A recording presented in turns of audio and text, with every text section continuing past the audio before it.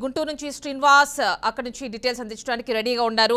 శ్రీనివాస్ చెప్పండి, గుంటూరులో టోటల్ గా చూసుకున్నట్లయితే 17 స్థానాలు ఉన్నాయి. మరి ఈ 17 నియోజకవర్గాలకి సంబంధించి టోటల్ గా క్లీన్ స్వీప్ చేసేసింది కూటమి. మరి ఈ నేపథ్యంలో గుంటూరుకి మంత్రి పదవుల కేటాయింపులో ఎలాంటి ప్రాధాన్యత దక్కిందనుకోవచ్చు?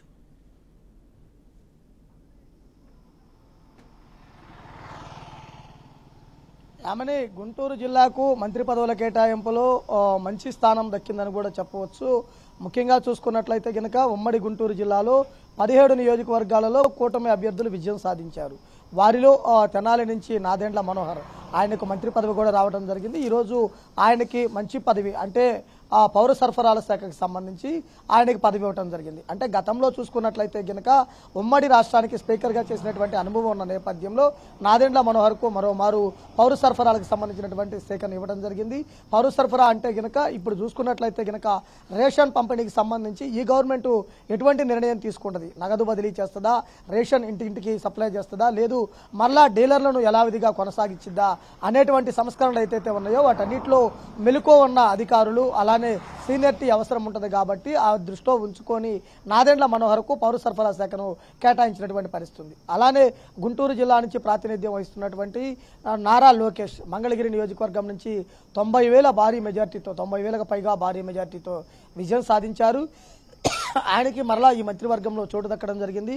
మంత్రిమండలిలో చూసినట్లయితే గనక గతంలో చేసినటువంటి ఐటీ ఇన్ఫర్మేషన్ టెక్నాలజీకి సంబంధించి ఆయనకి మరోమారు ఆ శాఖనే అప్పగించినటువంటి పరిస్థితి ఉండడం జరిగింది. గతంలో 2014 నుంచి 2019 వరకు ఐటీ శాఖ మంత్రిగా పనిచేశారు. అనేక సంస్కరణలు తీసుకొచ్చారు, అనేక కంపెనీలు రావడానికి దోహదపడ్డారు. అలానే ఇప్పుడు కూడా మరలా గత అనుభవాన్ని దృష్టిలో ఉంచుకొని ఆయనకు మరలా ఐటీ శాఖని అప్పగిస్తూ కూడా నిర్ణయం తీసుకోవడం జరిగింది. ఐటీ ఇన్ఫర్మేషన్ శాఖకు సంబంధించి నారా లోకేష్ బాధ్యతలు స్వీకరించనున్నారు. ఇక మూడో వ్యక్తి రేపల్లి నియోజకవర్గం నుంచి అనగాని సత్యప్రసాద్ను కేటాయించడం జరిగింది. అనగాని సత్యప్రసాద్కి సంబంధించి చూసుకున్నట్లయితే కనుక రెవెన్యూ శాఖ అలానే స్టాంప్స్ అండ్ రిజిస్ట్రేషన్ శాఖను కేటాయించారు. రెవెన్యూ శాఖను చాలా సమర్థవంతంగా నిర్వహించే అవకాశం ఉంది. ఆయన గత 3 సార్లు నుంచి విజయం సాధిస్తూ ఉంటున్నటువంటి పరిస్థితి ఉండడం జరిగింది. బీసీ సామాజిక వర్గానికి చెందినటువంటి అనగాని సత్యప్రసాద్కు మంచి పేరుంది, అలానే మంచి అనుభవం ఉన్నటువంటి నేతగా కూడా ఉన్న నేపథ్యంలో ఆయనకి పదవి కేటాయించినటువంటి పరిస్థితి. అయితే రాష్ట్ర మంత్రివర్గంలో చూసుకున్నట్లయితే గనక ఈ రోజు కేటాయించినటువంటి శాఖలను చూసినట్లయితే గనక చాలా పరిణితి చెందినటువంటి శాఖలను అనుభవం ఉన్నటువంటి మంత్రులకు ఇచ్చినటువంటి పరిస్థితి కనపడుతుంది.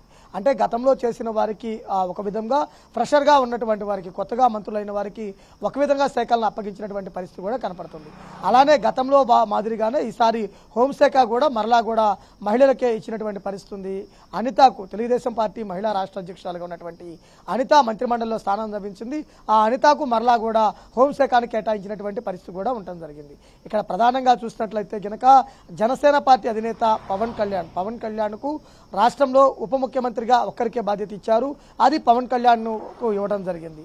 పవన్ కళ్యాణ్ ఉప ముఖ్యమంత్రితో పాటు పంచాయతీరాజ్ శాఖ అలానే పర్యావరణకు సంబంధించినటువంటి వాటి శాఖను 2 శాఖలు కూడా కలిపి నిర్వహించే విధంగా కూడా ఉండటం జరిగింది. అంటే ఆయన మొత్తంగా చూసినట్లయితే గనక జనసేన పార్టీ అధినేత పవన్ కళ్యాణ్కు చాలా అవకాశం ఉండే విధంగా మంచి శాఖలు కేటాయించినటువంటి పరిస్థితి.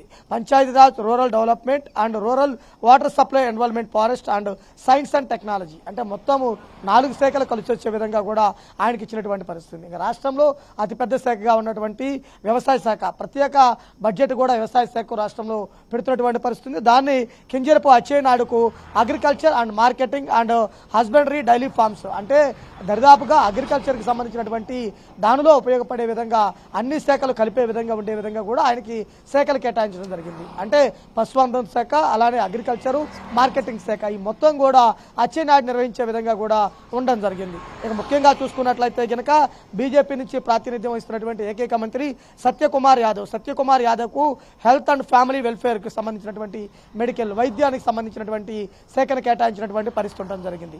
గతంలోనే పట్టణాభివృద్ధి శాఖ మంత్రిగా చేసినటువంటి నారాయణకు మున్సిపల్ పట్టణాభివృద్ధి శాఖగానే మరలా కూడా అటువంటి బాధ్యతలు అప్పగించడం జరిగింది.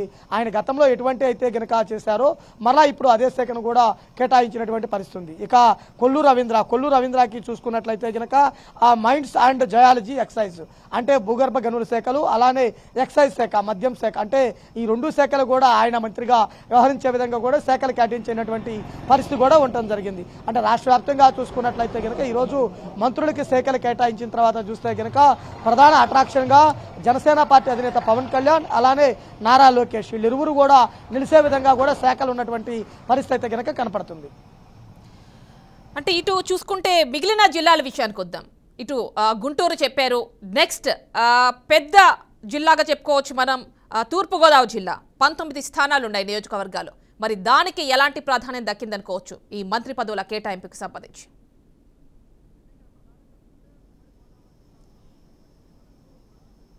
అంటే ఇక్కడ ప్రధానంగా చూస్తే ఉమ్మడి గోదావరి జిల్లాల్లో ఉన్నటువంటి నేతలందరికీ కూడా మంచి స్థానాలే దక్కాయని కూడా మనం చెప్పవచ్చు. అక్కడ చూసుకున్నట్లయితే గనక ముఖ్యంగా చూసుకుంటే గనక వాళ్ళు ఎక్కడైతే గతంలో విజయం సాధించి అంటే క్లీన్ స్వీప్ చేసే విధంగా విజయం సాధించారో వాళ్ళందరికీ కూడా ప్రాధాన్యత ఇస్తూ కూడా నిర్ణయం తీసుకున్నటువంటి పరిస్థితి ఉండడం జరిగింది.